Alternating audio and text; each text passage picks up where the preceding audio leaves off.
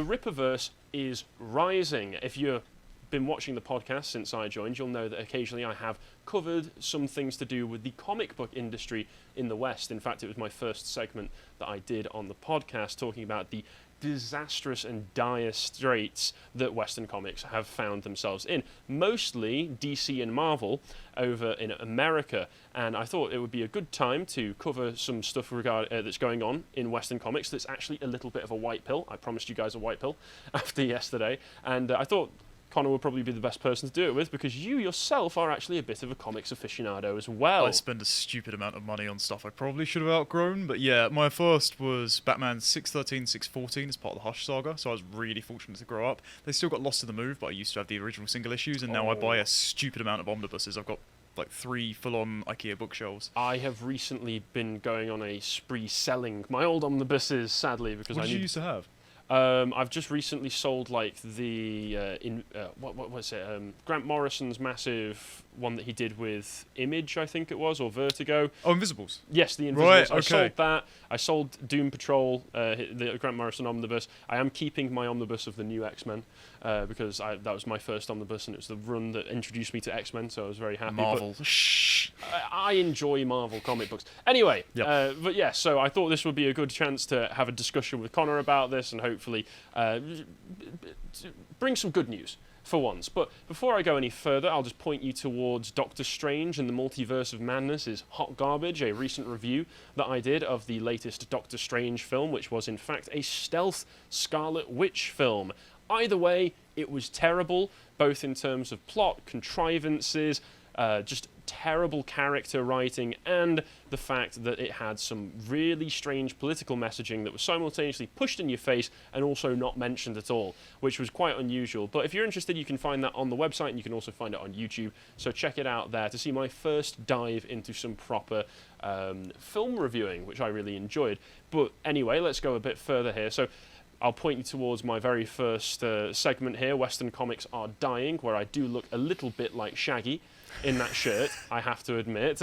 But yeah, so I have covered this before as part of this, just to give you a bit of a reminder. So there was stuff going on where the entirety of the Western comic industry, both in Marvel and DC, were being outsold by one manga, Demon Slayer. That one manga, all the sales were outselling every single comic book that they were putting forward, and there's a good reason for this, which is Western comics have long ago abandoned any pretense at good storytelling, good writing, good characters, and are only there to push the message. And this is something that a lot of people have recognized, including those at Comicsgate, which was a movement separating itself from the mainstream comics industry and even took along very well-known artists and illustrators like Ethan Van Sciver with it, who I don't know if you're familiar with his fantastic. work. Green Lantern run, incredible. Also took Chuck Dixon, the guy who essentially took over from Marv Wolfman when Tim Drake was created as the third Robin and did Robin for 150 issues. He created Bane, etc. He's incredible. Dixon's fantastic writer, also incredibly based. Yes. If you're aware of anything to do with Chuck Dixon, AA recently had a conversation with him where it was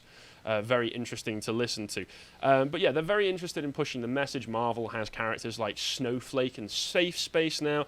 DC has a comic book called I Am Not Starfire about Starfire's daughter, who is a fat Asian stand-in for the writer. Have you seen the new Justice League in 5G's future state? I don't want to. Okay, so let me break this down quickly. 5G was an initiative about 5th generation. It was meant to be a diverse reboot, and when they realised it wasn't going to sell, and DC were going through some internal turmoil being bought by AT&T, they decided to do it as future state, as in a hypothetical alternative future event.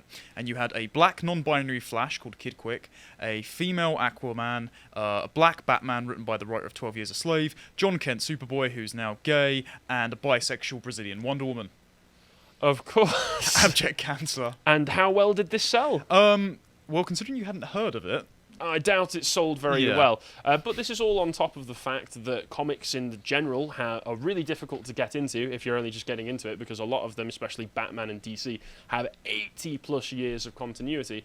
But this is important because the comics industry and comic book characters and stories in general have been pointed out to basically be the new mythology that we put forward. Grant Morrison has a book on this comparing the characters of DC to the Greek myths of old, because especially given that they're pointed, kind of marketed towards kids. People think of comics as a kids thing. It's important that people who are reading this are getting good moral lessons, and that's not what they're getting right now, I'll tell you that. And you get writers like, you can even see in the still here, Kelly Sue DeConnick, saying Captain America's a social justice warrior. She also notoriously said, if you don't like my politics, don't buy my comic. To which everybody went, okay then, Yep. you know, you set the terms, She I'll agree. single-handedly killed Aquaman under her run, so... Yeah, she did. And we've also got the just generally terrible artwork being put forward in these comics. Like, Ethan Van Sciver has been very good at calling this out. Like, this is Captain Marvel. It's not...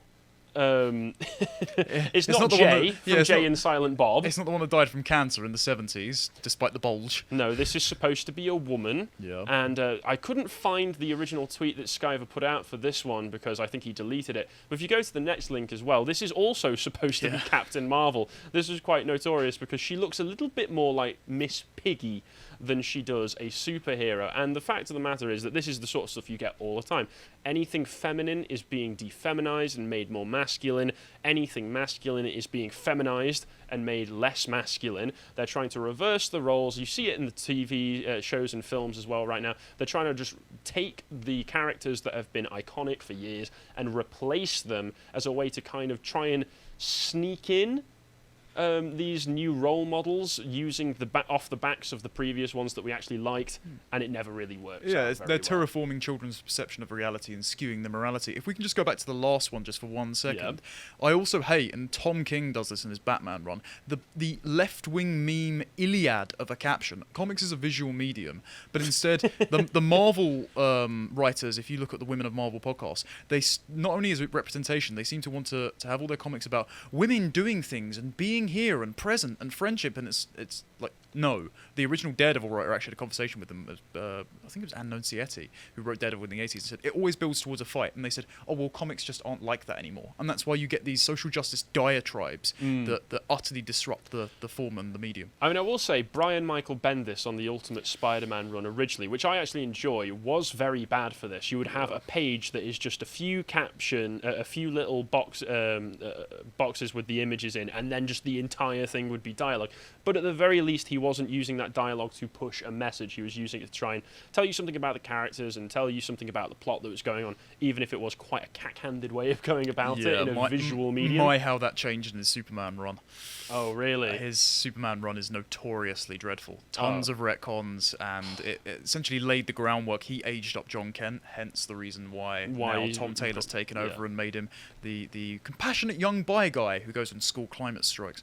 Yeah, and if you're all confused about all of these discussions we're having, this is the difficulty with Western comics, even before they inserted all of the social justice rhetoric into it, because honestly, it's really hard to keep up, especially when every so often, like every 10 or so years, they'll just reboot the universe and take it back to zero, and then they'll realise, oh, that was a mistake, and they'll unreboot the universe, and then they'll do it all over again. Keeps happening, makes it very, very difficult, but there are people out there who are trying to change things like Comicsgate, and this isn't exactly comic book, but if you're aware of Razor Fist and a fan of him like I am, you should be aware of Night Vale, which is a project that he's doing in collaboration with George Alexopoulos, the right-wing meme artist who does some fantastic work, and it's a pulp noir fiction novel set in a fantasy land, a low fantasy land as he describes it, doing like noir crime tales. Sounds very, very interesting. I actually need to read it myself.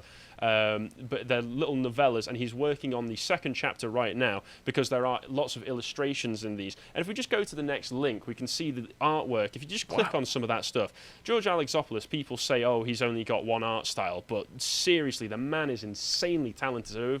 So if you're just looking for where all of the artistic talent seems to have migrated from when it comes to comic books, I think we know where. Yeah, the cross-hatching's incredible there. It's almost like back before they really overdid it in the 90s when they used to use it for shading. This is I'm actually really interested in doing this. I didn't even know this was a project. Yeah, I'd only found out a few weeks ago when Razorfist started posting these images from it, and it really did capture my attention, because when you see artwork this good, especially in black and white, because of the amount of detail that you have to put in to make things stand out when you're using a monochromatic colour scheme, is very, very, very impressive. But the other thing that's going on is that if you're aware of Eric July, who is a cultural commentator, a political figure on YouTube who talks about stuff a lot, he's a commentator, he's an ANCAP libertarian, he's big into comic books, and he is one of the most principled people out there when it comes to this, because he always says, if you don't like what Disney and Marvel and DC are doing, just don't give them your money. Just don't give them your money,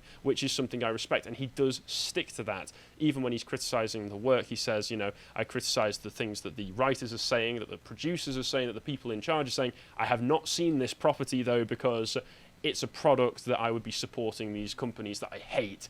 I would be giving money to those people. And he has decided to start his very own comic book company called Rippaverse Comics. And I just wanted to cover this because I think it's a really almost heartwarming story of support coming from the community for dissident actors within the mainstream, people who are saying, no, we want to reject what you're doing and we want to take things back to the essence of what they should be. Rather than just us standing like William F. Buckley athwart history yelling stop into the wind, he's taking the initiative to put his best foot forward and actually create a positive vision for the future, much like all of the original comic book creators did way back in the 30s when they founded this medium. Yeah, he's walking the walk as well as talking the talk. Exactly. And he's also promised that despite the fact that he's a very political person, being an ANCAP, he will not be beating anybody over the head with politics or messages of liberty. He will just be trying to tell a good story with this, which is going to be the first series that he releases, ISOM #1. And interestingly, they even have a code of ethics, which it would be nice to see most comic book companies adopt nowadays. And they've got 1, respect the customer. If only more companies adopted that kind of ideal nowadays. They've also got canon and continuity. They want to have a full universe come out of this, something that hopefully in the future could come to rival Marvel and DC, although we'll see. And the other one he's got is a comprehensive timeline. And like I said, it's really, really difficult to follow most comics, and this will be interesting because it's an opportunity for a lot of people to jump in at ground zero with this, because people will be able to follow it much more easily that way. But he says, we value canon and continuity. It's important that you're able to follow the timeline as these characters grow. This will be especially helpful for those of you who becomes customers years after our founding, which is something that Marvel and DC have consistently fumbled the ball on. They make it very, very inaccessible, I would say. Well, I've been trying to build an actual issue-by-issue chronological timeline of all of DC. I started with Batman, I built it out just because everything's so interlaced. And you find, even with graphics, when they try to reset the timeline with Zero Hour in 1993, the years just don't add up, because you can't compress all of Superman's history post-Crisis even into 8 years between him meeting Batman. And because of human incompetence, as you said before, things like Flashpoint that gets changed, then it gets changed to Doomsday Clock, and then that gets folded into the new Dark Crisis. I think one of the worst things that came after Flashpoint, because that was the one that led into the New 52, wasn't it? Was that you had characters like Batman, who are now established within this new universe to have only been around for 5 years, still has 80 years worth of backstory 4 Robins to follow. Yeah, somehow in 5 years he's managed to have 4 Robins, one of who's grown into an adult Nightwing. It's obvious nonsense, and it shows that there's a massive lack of coordination going on behind the scenes with the editors, because otherwise you would catch that sort of stuff. Or it's just laziness because you want to reset it while still keeping the things you like about what was there before. The worst was Wally West, and Eric often bangs on about this as well, but it was really personal to me because I grew up loving Wally from Young Justice particularly, and then I read some of the 90s comics, and I picked up New 52, and suddenly Wally is completely gone, and they wanted to focus entirely on Barry because Jeff Johns was the spearhead behind it, and he loves the Silver Age. And then everyone clamoured for Wally, and they went, fine, we'll introduce him. And they said, here he is, he's hip, young, new, African-American Wallace West. And we were like, that's not Wally West. And they went, okay, you just hate it because you're racist. And don't disrespect your customers like this. Then they brought him back for Rebirth, and then they character assassinated him, thank you Tom King, in Heroes in Crisis. And that's why, after 2018, I swear off buying anything from DC. Probably appropriately so as well, but from all that we've just said, that is just everything wrong with the comic book industry right now, in a nutshell, is that they bring a character back who's completely different. They've even race swapped him. They've just stuck the same name on him and gone, see, he's the same, you like him, don't you? And I think we can see this not just in comics, but across basically the entire entertainment industry. Progressives are taking classic characters and just using their names to put forward their own ideas, and their ideas are always terrible because they don't care about stories, they only care about the message. And if we move along, they put forward for this a pre-order campaign for the first issue of Isom. And do you mind just reloading that page just so we can see that? Something has gone wrong with the page, but they've got a pre-order campaign going on, and it launched at around 3:30 in our time on July 11th. And let's go to the next one to see how this went, because Eric was, feeling happy about it, but he didn't expect this. Yeah. They got after only about a day and a half, $1 million in donations from the crowdfunding campaign, which just goes to show, I've checked it out, there's about 16,000 people have donated to it, leading to over $1 million. And it really does show the support from the community it gets when somebody just puts forward a product that people actually want. Cyberfrog got similar numbers as well, but it didn't get it nearly that fast. I know, it's ridiculous that I think this is a really promising thing for something that is this new and this different, this different nowadays, but it's like 20 years ago, we want to write comics that people like and stories that people can follow, would have been the norm, you'd have hoped, but that just shows how far off we are from normalcy. Well, even left-wing creators like the contemptible Gail Simone, who invented women in refrigerators, the most odious of tropes that has now stripped any female character of the ability to be harmed. Well, adding stakes to a male character's story is just sexist. But also then it transferred over to female characters can't be harmed because that's misogyny, so therefore she was always powerful and we can't question her power. But even she was capable of writing Secret Six, Birds of Prey, and they were fantastic runs paired up with great artists like Ed Benner's. And now it's just been utterly stripped of moral content. They can't take their minds out of the progressive gutter.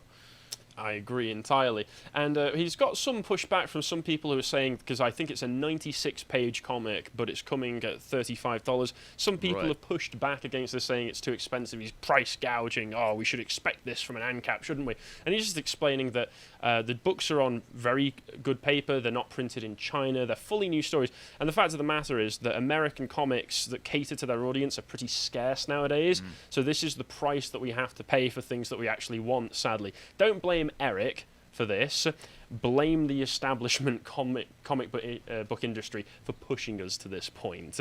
And he's also had some hate mail regarding it. People have been, if we go to the next one, he says, have been called some vile things over the last days by weirdos trying to make an enemy out of him for starting his own comic book company. That's because you're trying to push against the cultural hegemony that is prevailing at the moment, Eric. Anybody who does, this as well. I'm not explaining this to you, but I'm just saying it, that, this is what's going to happen to anybody who tries to push back against the grand narrative, because don't you know that you're causing violence by publishing comic books starring black heroes that are going to just have normal lives that people are interested in seeing about?